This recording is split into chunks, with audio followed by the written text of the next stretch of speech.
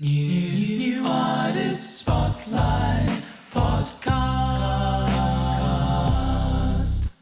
Hello, everyone, and welcome again to the New Artist Spotlight Podcast. I'm Wilko Wilkes. And I'm the Origin Cross. Now, if you watched or listened before, you'll know that this is where we interview some of the freshest new talent on the planet. And this is a gateway to get connected and linked in with some of these exciting new artists from all across the independent scene across the world. Yeah, and you can find all those playlists, news, reviews, tips, all sorts of cool content over on newartistspotlight.org. But today's guest is very exciting, as we've been wanting to get another rapper on, and we've got him. Yes, a very talented guy, and I'm looking forward to this interview. Welcome to the show, Trav the Poet. Thank y'all for having me. I appreciate it. Thanks for coming, man. It's nice to meet you. So yeah, I love your catalogue. Really enjoy all your tunes. But for anybody who doesn't know your music, do you want to tell us a bit about yourself and your music and sort of how you came to be a recording artist? Yeah, so, like you guys said, I'm Trav the Poet. I've actually been rapping or doing spoken word poetry since I was about, I'd say my start and actually focusing on like poetry and rap was like 18. But before then, I used to write a lot of short stories. So that's how I got into writing. And then I kind of converted over to poetry. And then from poetry, started to form into rapping and spoken word. And I was linked up with, so I came up here. I'm in New York City now, but I came from North Carolina. And so when I was in college, I linked up with some guys and we formed a label. And I was like the sound engineer. So we didn't really know what we were doing, but I was a sound engineer. But through that experience, we were throwing battles. We were throwing I don't want to call them poetry events because it was any style, but we called them rhythm and rhyme. So you could do poetry, you could sing, you could rap, you could play instruments, you could do whatever, but it was more of like a laid back, jazzy type of vibe with that one. And the battles were just battles, but back then they were freestyle over beats versus now where it's more a cappella style. So from there, I kept on just being connected with this growing scene. I met, actually my freshman year, I know it's a long-winded story, but my freshman year, I met Ninth Wonder and Fonte of Little Brother. I threw my first battle for an organization called National Society of Black Engineers. And Nesby Ninth gang. and Fonte, Nesby, yeah. Fonte showed up late. Like I had vetted everybody beforehand, but we were still looking for new MCs. And so Ninth came up to me. I didn't know who this guy was. And it's like, hey, can my friend, can you in the intern? I was like, yeah. And so he ended up just killing it. He beat everybody. It wasn't even close. He beat one of my close friends. And I got connected in with them as far as like, every time I would see them, we would speak. I would go over to Ninth's house. He was helping us out with things. And when I saw those guys, I was like, man, these guys are going to blow up. And they did. Ninth ended up being a producer for all of these famous hip hop and R&B acts. And he's probably produced for a lot more outside of the genres, but those are the main ones. Fonte and Little Brother as a whole, they've had pretty good careers. Fonte had a dual career as a singer as well with the group Foreign Exchange. So just being around all that, I didn't realize how impactful all that was. So fast forward to getting out of school and starting to work, I started to become more comfortable performing my stuff because previously I would just write raps over and over again, write spoken word pieces and watch other people behind the scenes. And I started to venture out. And my first, I would say like breakout performance was like at a Nesby convention. It was at they used to do these little poetry slam things and I won it. That was my first time really, I had done events before, but like doing it without the paper in front of me, like really just going. And then I just kept doing it. and I was like, I need to put out music, but I didn't realize how hard it was linking up with producers, especially back then. Like now people put stuff on the internet and you can lease beats and stuff, but I always wanted to get like custom made stuff because I feel like I have the mind of a producer. So it was very difficult for me linking up with people, and they would say, oh yeah, we're gonna do stuff. And I'm always good with doing business right and paying people what they say they want.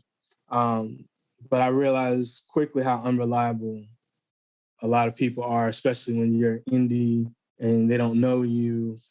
So I don't know if I'm going too far into the question, but that's how I got into it. And then I put it down for a while. And then within the past 3 years, I picked it back up. And that's the music I have out now is reflective of the past few years. No, I mean, I feel like that's a real good kind of in-depth answer to the question. So that's kind of how you got started. But tell us a little bit about how that love for music first developed for you. I guess I've always just loved music, right? So even as a child listening to music in the 80s, my family, and my dad now is a pastor, but back then he was a minister in the church. So he didn't really like us listening to different stuff. My mom was more, she didn't have the same stringent belief that he did. And so I just always loved listening to music. I got into playing the piano as a kid. I just loved the piano because you have all the notes in front of you. And I just liked just how the chord structures and how you could blend sounds together just from playing, and also just hearing different styles of music.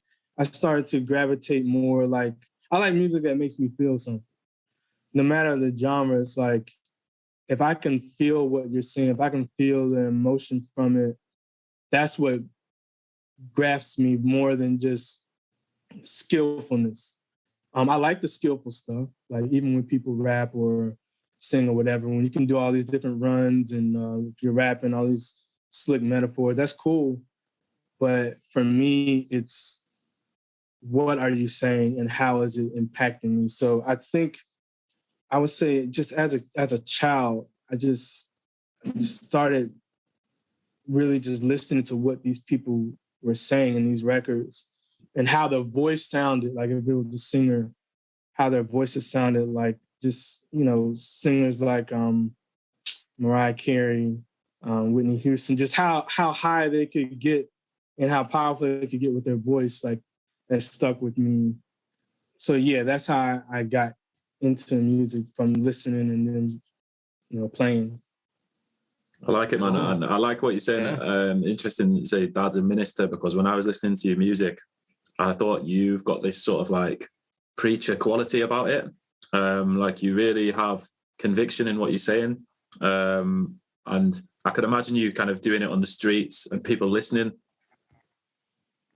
Yeah, and that's exactly it. And that's what you said pretty much sums me up. I mean, by nature, I'm an introvert, but when I speak, I'm speaking because I believe in what I'm saying. I'm speaking because there's a power in it. So the point of when I do speak, I'm intentional. So anything I write, it's not meant to be surface level. It's meant to pierce your heart. It's meant to make you think.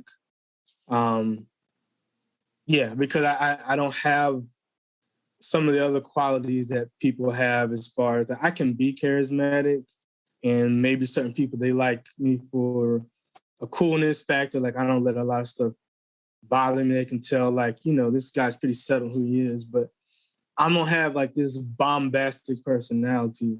But when I do say something, it really hits home. So that's kind of what I use. And I like to use wordplay and stuff too.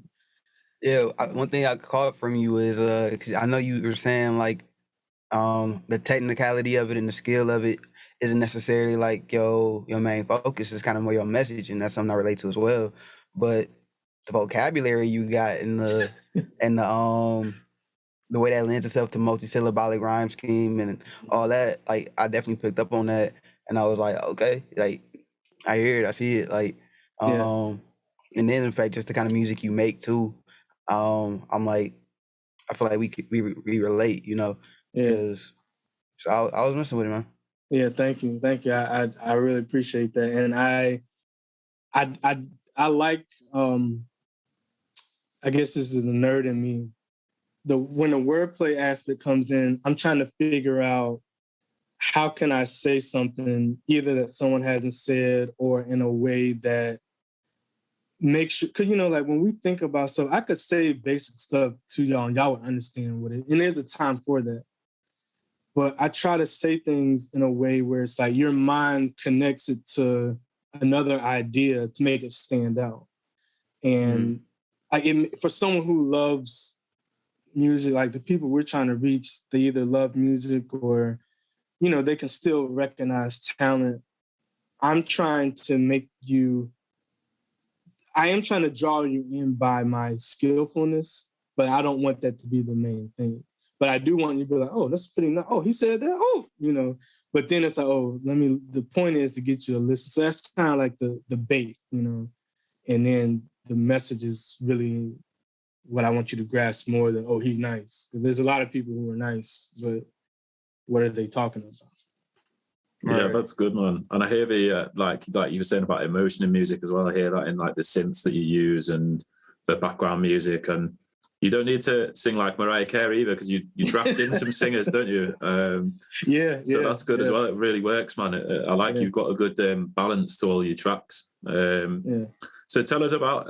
So we're all here because a New Artist Spotlight has brought us together, even though we're in different corners of the world. Tell us about your experience of NAS so far.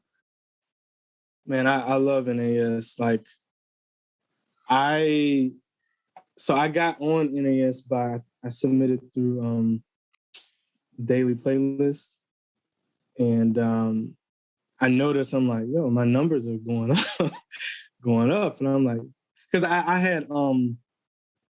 had paid for a playlist before. It was actually right around the same time, and so the numbers are going up for that too. But then when I got accepted by NAS, it started going up even more. I'm like, yo, what is this? Like, yo, this playlist, like, I didn't hit a gold mine here. So after like a week, Ed, he messaged me on Instagram and was like, I'm Ed Eagle, blah, blah, blah, blah. You're probably noticing a change in your numbers.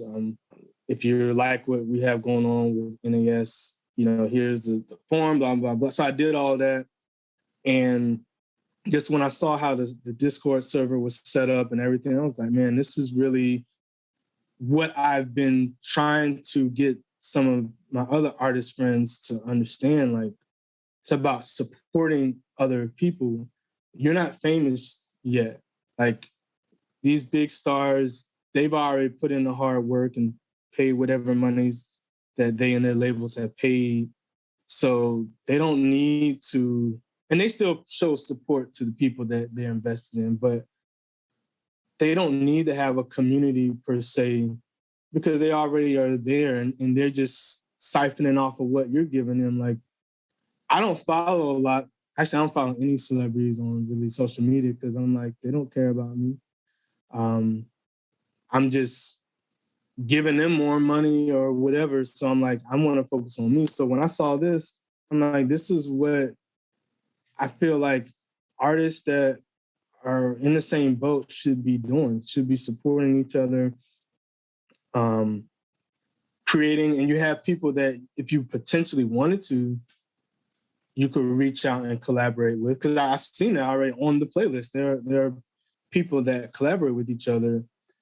And this was something that I wish I had when I was first starting, because that was part of my frustration, was like, man, a lot of these people, like everybody, I get you should be about yourself and what you're doing. But even back then, like we were meeting people, we were supporting each other at different events and shows, because that's kind of how you have to have a foundation. And I'm like, all of y'all trying to do this by yourself and you're not really getting anywhere, because unless like you know people that are really, really connected, it's very hard. Like you have the most talented musician in the world, but if nobody knows you, if no one is going to open any doors for you, it's kind of like that old saying, if a tree falls in the forest, but nobody's there to hear it, did it make a sound?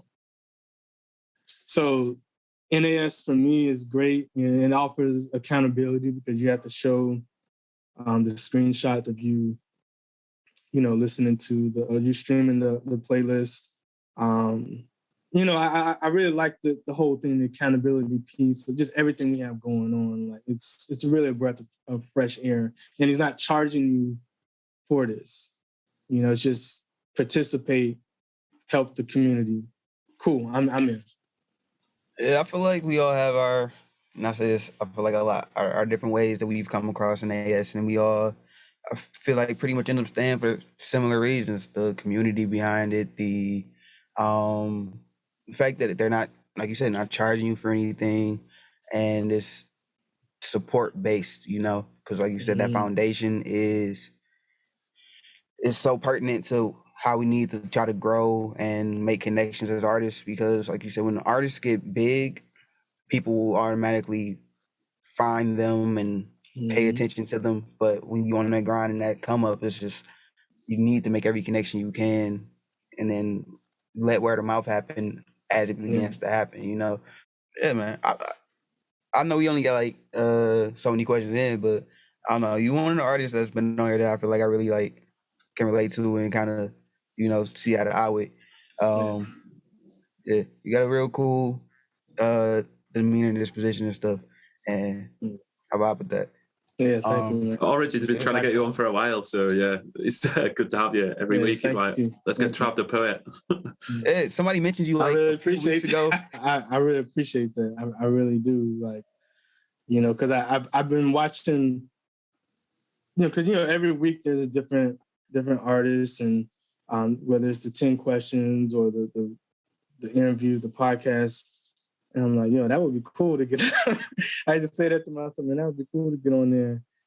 I love the multi-genre aspect of NAS, but yeah, I love hearing the rappers. Like, I like hearing everyone's different styles, and even people from from different countries. Like, I like hearing how everybody raps, because there's so many different things that we can learn from each other, different tricks and different styles, different flows, different cadences, and it's always interesting how different people approach it. So like, I definitely appreciate that.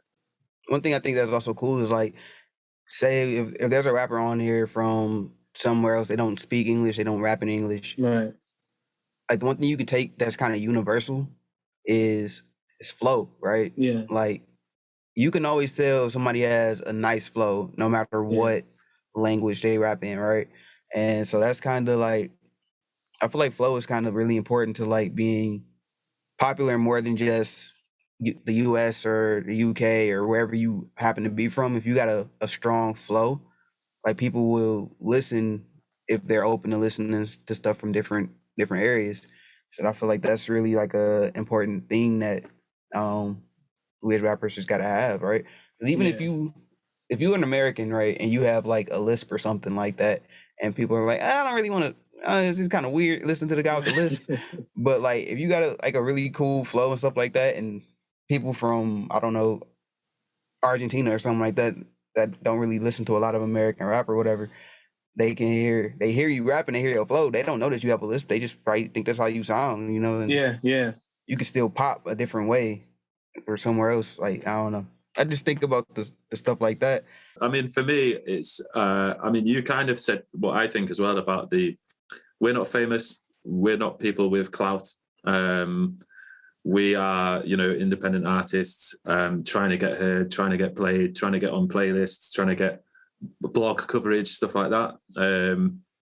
For me, other than it kind of opening my awareness up to like a whole new world of music, because there's loads of stuff on there that maybe I wouldn't usually listen to genre-wise, but I love and ends up getting added to my main playlist. But for me, like, it took me from maybe hovering around like 80 to 100 monthly listeners to being sort of 500-600 monthly listeners. And then I believe that has helped me in getting other opportunities, gigs, getting playlists, getting blog coverage and things like that, because it just looks better, doesn't it? Like the people who are in charge of that are looking at those numbers. And yeah, it's just, I've learned loads as well. Like if I've got questions, I've managed to throw them out to other artists and have it solved pretty quickly. And it's just like an invaluable resource to me, I think. And I just love meeting people as well, and like seeing new faces and hearing new stories from around the world. So yeah, it's been great for me. Yeah. For me, I say a little bit of like what Wilko said. One of the benefits that are good for any artist is it provides you with that social proof that you may not be able to get as a just starting out artist, right? Because whether or not your music is good or not, if you don't have anybody that's really there listening to you or believing in you, other people won't. Like people don't tune in until it's popular to do so. So NAS gives you people that are willing to tune in, that are willing to, sit and hear your music, and also at the same time they give you the appearance that would make other people want to sit and listen to your music. And it's a community, right? Like it gives you opportunities for exposure that other playlists don't give you, even playlists that you would pay for, right? And then we're not supposed to pay for playlists, but it's people that are paying for playlists that are way beyond where we are at, and so they do it and no one's ever going to punish them for it. So it's really lopsided. But it doesn't come with podcasts or spotlights or 10 questions or any of the stuff that we're trying to do or thinking of and constantly trying to put new ideas behind. It's just, you pay us, we'll put you on here, we'll put you with Drake and Tory Lanez, and it'll, and that's it. And then you're on there and then you're off, and that's it. So that's kind of why I stick around. Yeah, and another thing as well, I like to get inspiration of like, things I should be doing on social media, or things like I see other people doing something and I think, I'm gonna take that into my own game.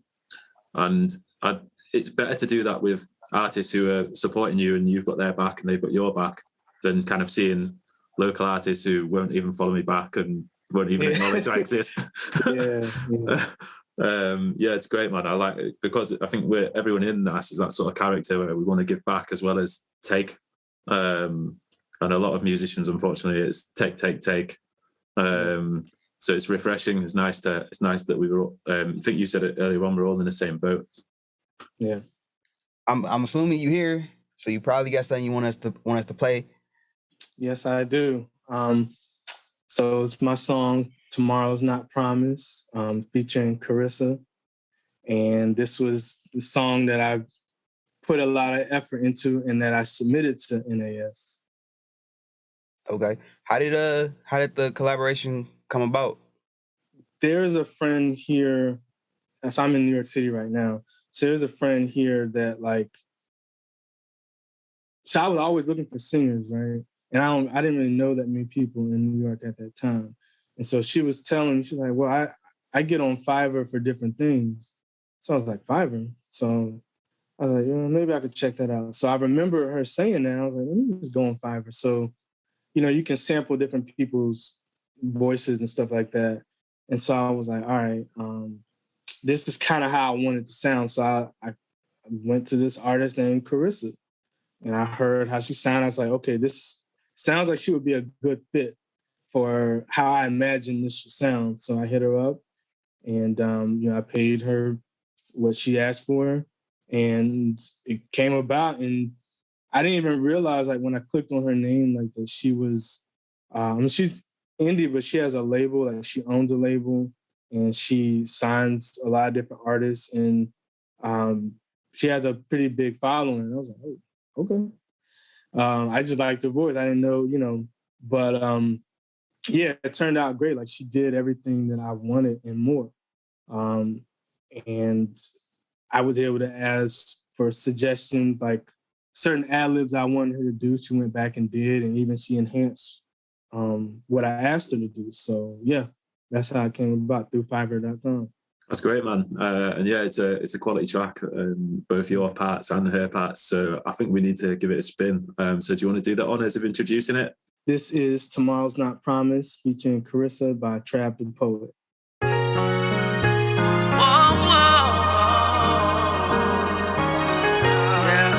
Tomorrow's not promised, no. Tomorrow's not promised to you. Tomorrow's not promised to you. Tomorrow's not promised to you. So get your life together for it's through. Tomorrow's not promised to you. Tomorrow's not promised to you. Tomorrow's not promised to you. So get your life together for it's through. There are landfills full of waste potential, ideas and graveyards stuck in the mental, discarded dreams that'll never be reality, put off till the next day. Such is the fallacy that life will go exactly how we planned. We wave at time as it ticks below our hand, cause we don't understand what's left on the clock. Once the buzzer hits, you rest under the rocks. It's sad. We put pleasure over obligation, then judge a man by his deeds and occupation. Procrastination is the killer of progress, so arrest that assassin, lock him up, no contact. It's hard focusing in this chaotic existence. Let Christ stabilize, make us perfect, your persistence. The insistence for intentions for an instance isn't nonsense. Life is a vapor, tomorrow's not promised. Tomorrow's not promised to you. Tomorrow's not promised to you. Tomorrow's not promised to you. So get your life together for it's through. Tomorrow's not promised to you. Tomorrow's not promised to you. Tomorrow's not promised to you. So get your life together for it's through. Pass the Cheerios, he screams at his brother, while his sister's hair done last minute by their mother. She's crying, says it hurts cause the braids too tight. He and little bro y'all drunk about the game last night. Catch it in a sports center before mom starts to fuss. Boy, take yourself to school and your siblings to the bus. By the way, Dad said fill out your college application, scholarships to the diligent. Stop hesitating, kids climbing the car, go up the street to the stop. Elementary and middle school kids cover the block, they wave by as he pulls off, thought shifts towards his opposite, starting point guard. A honor roll, girls popping, feeling himself, turning up the music, vibing, swag surfing while serving through traffic, energizing. Sudden silence blanks his brain. He's been blindsided, head-on collision. Other driver texting while driving. Tomorrow's not promised to you. Tomorrow's not promised. Tomorrow's not promised to you. Tomorrow's not promised to you. So get your life together for it's through. Tomorrow's not promised to you. Tomorrow's not promised to you. Tomorrow's not promised to you. So get your life together for it's through. Tomorrow's not promised to you. Tomorrow's not promised. Tomorrow's not promised to you. Tomorrow's not promised to you. So get your life together for it's through. Tomorrow's not promised to you. Tomorrow's not promised to you. Tomorrow's not promised to you. So get your life together for it's through. You don't know when death comes through. So live your life in freedom and truth. You don't know when death comes to you. So live your life in freedom and truth. Tomorrow's not promised to you. Tomorrow's not promised to you. Tomorrow's not promised to you. So get your life together for it's through. Tomorrow's not promised to you. Tomorrow's not promised to you. Tomorrow's not promised to you. So get your life together for it's through.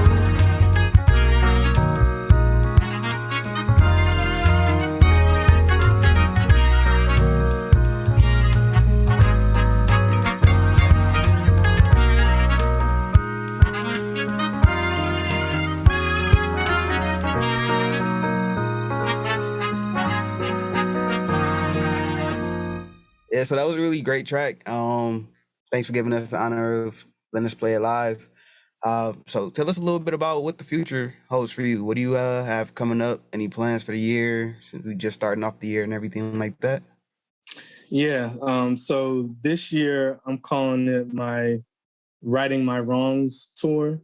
So specifically as it relates to music, like all of these songs that I had these ideas out from like 2011, 2012.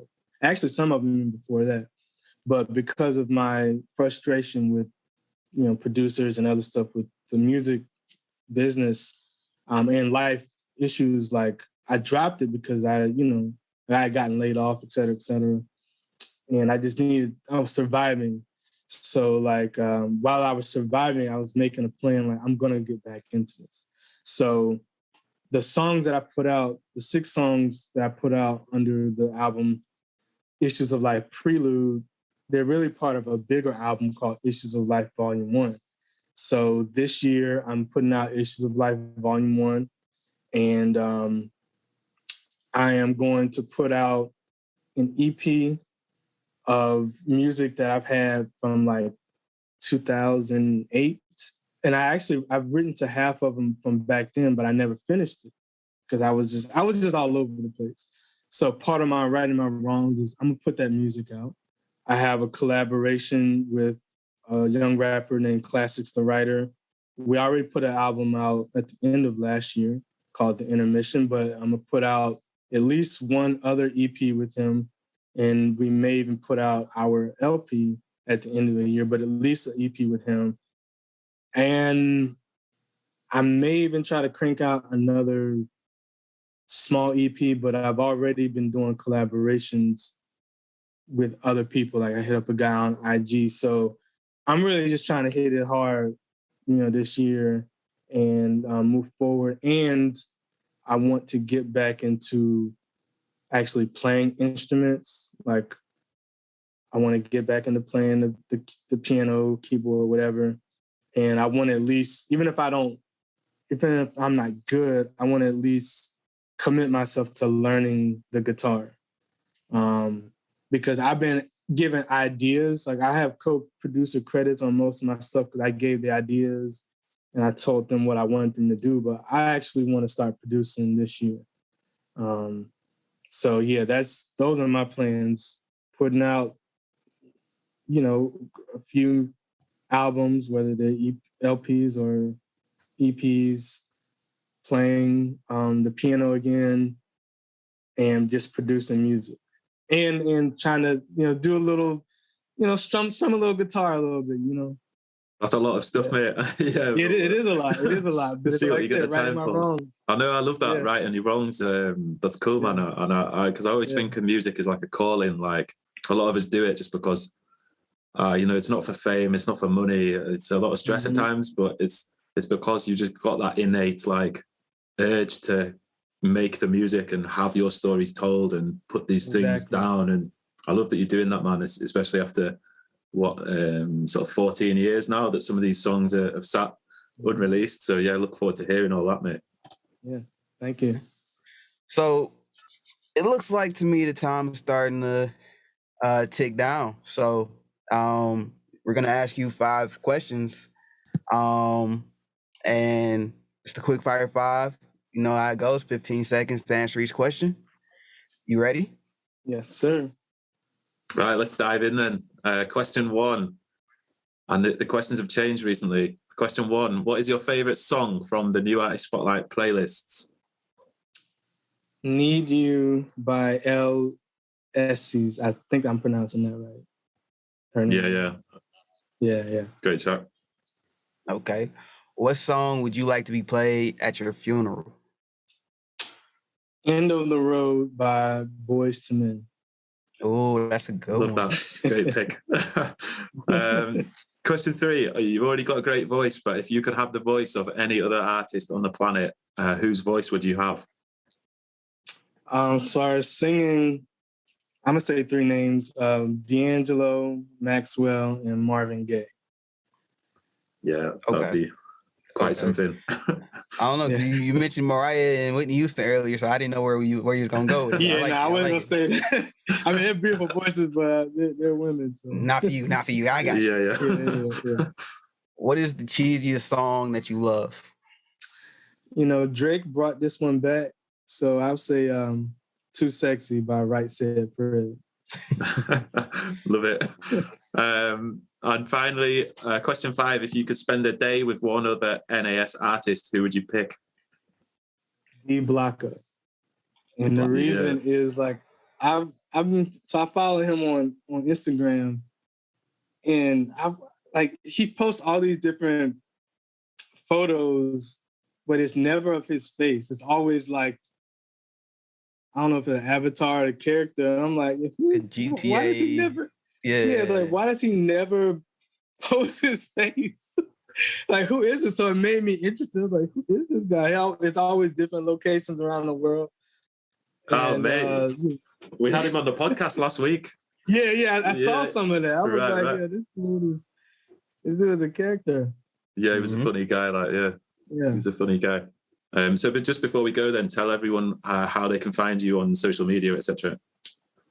Yeah, so you can find me at Trav the Poet, TravDapoet on Instagram, Twitter, Facebook, pretty much everywhere except YouTube. I have to get the tag for that, but yeah, that's where you can find me. Awesome. And I'm on all streaming platforms. Great. It's been great having you on. It's been a great conversation, and let's do it again sometime. Yes, sir. Yes, sir. Thank you both. Y'all both dope. I love y'all music as well. Appreciate it. Thank you, mate. Yeah, great to see you. And thank you, everyone at home listening as well, everyone who's partnering with New Artist Spotlight and rooting for us. And we'll see you all next time. Peace. See you later, guys. New Artist Spotlight Podcast.